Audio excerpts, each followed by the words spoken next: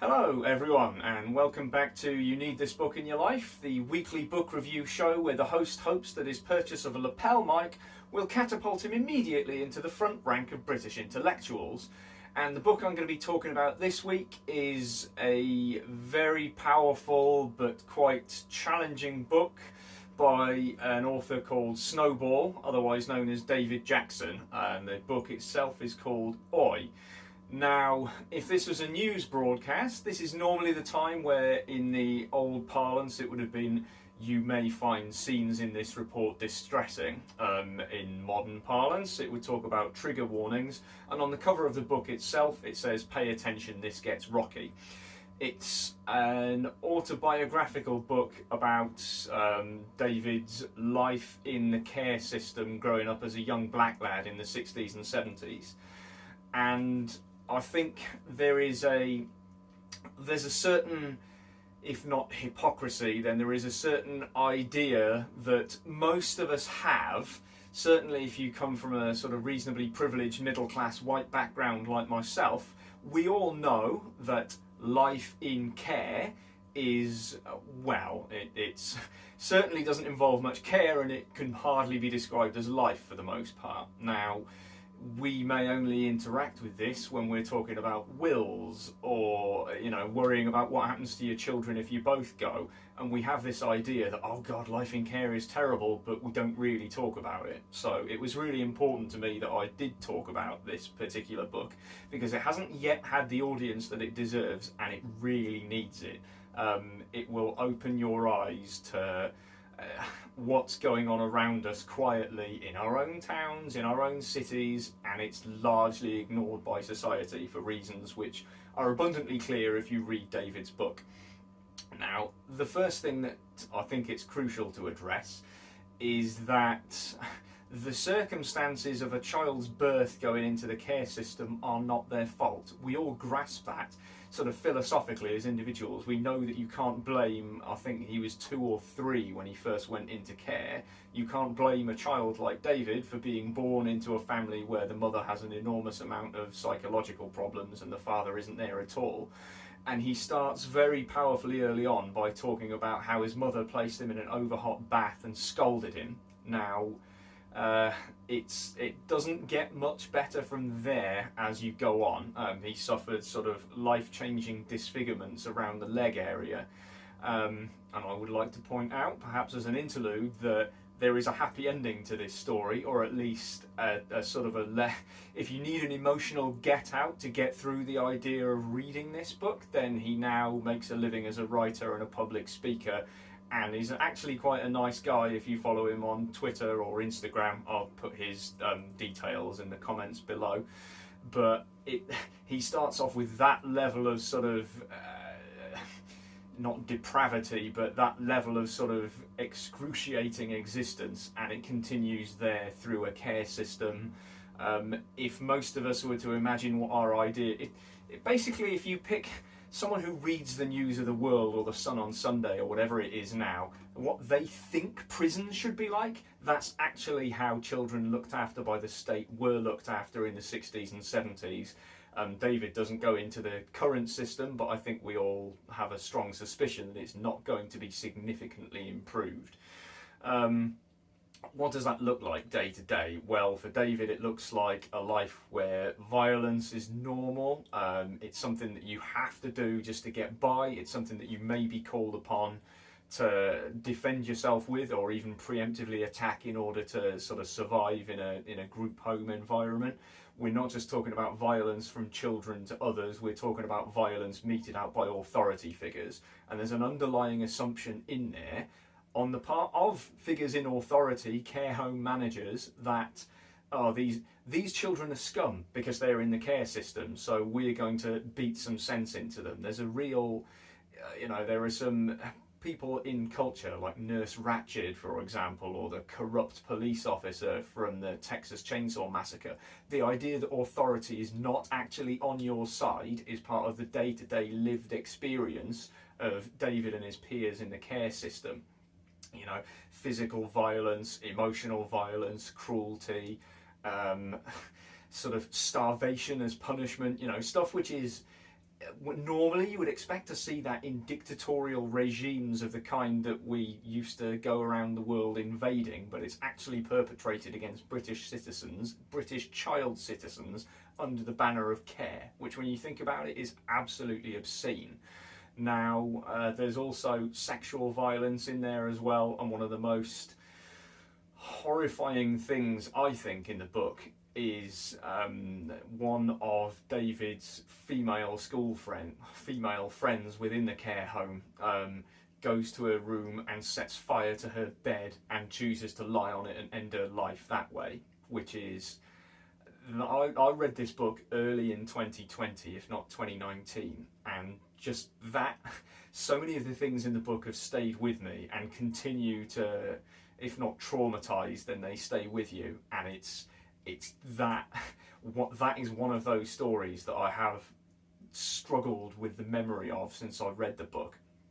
So you have this environment where authority figures are sort of not just complicit in the abuse, they're actually active within it. And when I say authority figures, I'm not just talking about the care home management.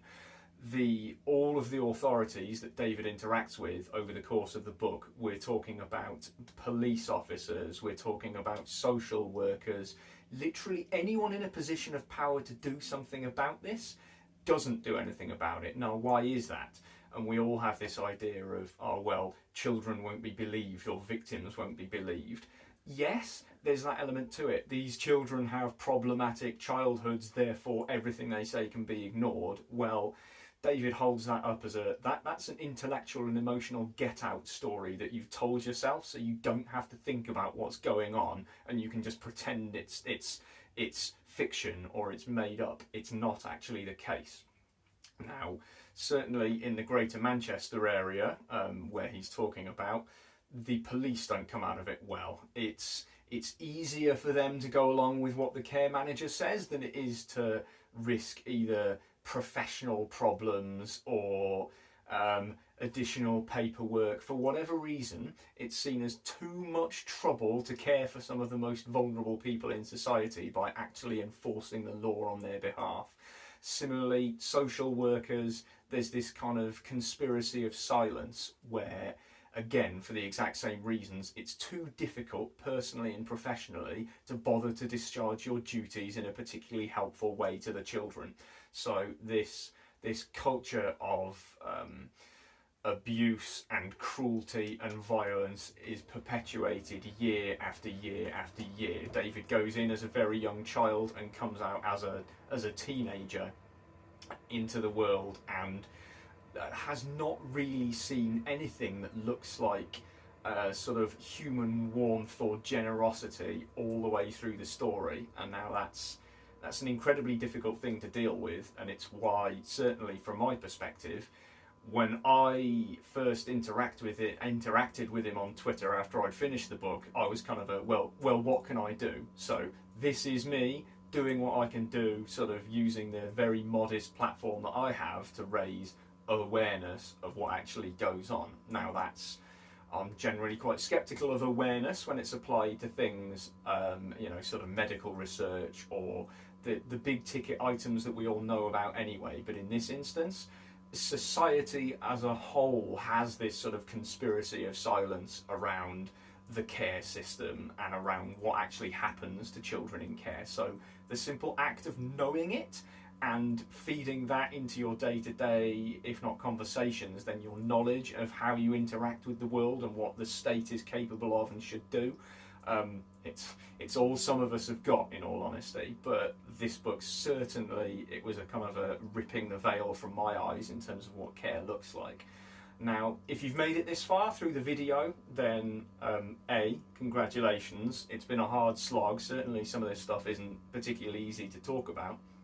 I imagine it was unfathomably difficult to experience, and this may sound strange, there is a sort of a humour through the book as well, which is, it's not ours to sort of, we're not in on the joke with David, we're kind of watching his use of humour as a tool to survive. Now, he will talk about the experiences that he had, not as if they were funny, but he will find a way of spinning those experiences and recounting them in a way which is belittling of his tormentors, I would say. It's very much, he laughs at the personal foibles and quirks of care home managers who torment him and who make his life difficult. Other kids who are particularly cruel to him, he laughs at their misfortune. And it's not a cruel, mocking sort of hyena laughter either. It's I refuse to let you break my spirit. I am going to find some elements of this funny, and I'm going to recount it in a way which is amusing. Now, it does make what is an incredibly powerful book. It's a lot easier to swallow when it comes couched in that sort of black humour, that dark humour. The question, as always, is do you need this book in your life? Yes, you need this book in your life. It's difficult, but knowing the stuff which is incorporated within it, and knowing the stories, and just knowing that they exist and that they're part of day-to-day life for so many people who grew up in the care system and who still grow up in the care system, it's kind of, I shudder to use the phrase, but it's kind of morally incumbent on those of us who think of ourselves as good people to read and understand what care experienced people go through and have been through, and be aware of that in your, make that part of your sort of knowledge of how the world works, and when the time comes, do what you can to make sure it changes. So yes, you need Oi by Snowball in your life. It will definitely change the way you look at the world for the better. Next week I am going to be talking about a similarly powerful book called Natives by Akala, who you may or may not be familiar with. It's a brilliant book by the sort of rapper, entertainer and all-round polymath. It's sort of there's a lot of stuff in there around race and class, and no spoilers, but I'm probably going to be telling you to read it at the end of that video. So for now, I will thank you as always for tuning in, very much appreciated. I will say, leave a like, please do share this on your social media channels, because I need the exposure. And if you could subscribe, that would be fantastic. If there's any books that you would like me to read, review and discuss on here, please do. I've been grateful of some of the interaction I've had recently, and seeing that it's sort of there's traction there is an audience out there for discussing non-fiction books. So brilliant. Thanks for your attention, everyone, and I will speak to you all next week, Sunday at 8 PM. Cheers. Bye.